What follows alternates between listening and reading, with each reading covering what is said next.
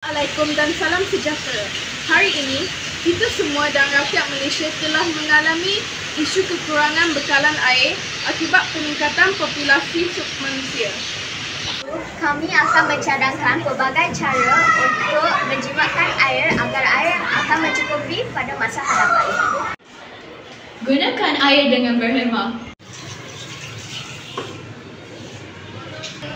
Tutup bilik air, jangan biarkan air mengalir.